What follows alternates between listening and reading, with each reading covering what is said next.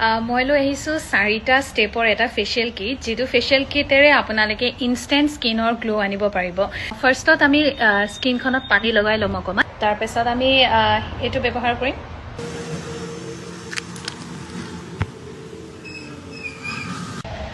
ক্লিনজাৰটো লগাবলৈ তেনে সহজ ক্লকৱাইজ এণ্ড এণ্টি ক্লকৱাইজকে আপোনালোকে গোটেই মুখখন ক্লিনজ কৰি ল'ব ক্লিনজাৰটো লগাই থকা টাইমতে আপোনালোকে লগাব স্ক্ৰাব ইয়াৰ স্ক্ৰাবটো খুবেই ধুনীয়া ইয়াৰ যিবিলাক দানা থাকে একেবাৰে মিহি স্ক্ৰাবৰ ষ্টেপ কিটা মই দেখাই দিছো প্ৰথমতে এখিনিৰ পৰা যাব এই দুটা আঙুলি দি পেলাই ক্লকৱাইজ এণ্টি ক্লকৱাইজকে এনেকে যিমান বাৰ পাৰে সিমান কৰিব এটো এটা ষ্টেপ নেক্সট হ'ল এই পোৰ্শনটো এনেকে কৰিব তাৰপিছত ওপৰলৈ কৰি কৰি এনেকে আৰু শুকাব নিদিব স্ক্ৰাবটো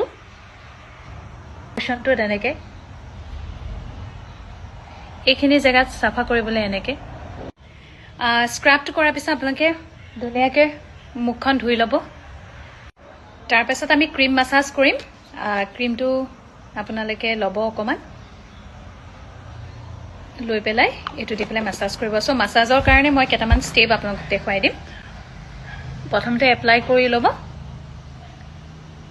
হৈ গ'ল এতিয়া ষ্টেপটো হ'ব আপোনালোকে এইখিনি জেগাৰ পৰা ওপৰলৈ কৰিব তাৰপিছত এইখিনি জেগাত এনেকে কৰি এনেকে ওপৰলৈ কৰি কৰি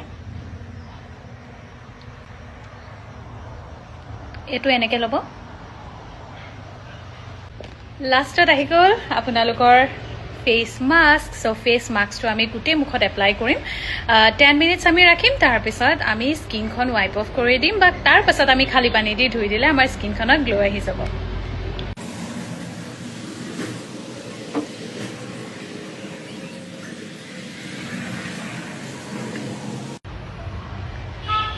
মাস্কটো একদম ক্ৰীমৰ নিচিনা নৰ্মেল আমি এপ্লাই কৰি পেলাই থৈ দিম এয়া টাৱেল এখন মই তিয়াই ললো আৰু এতিয়া ধুনীয়াকৈ মুছি দিম দেখিছে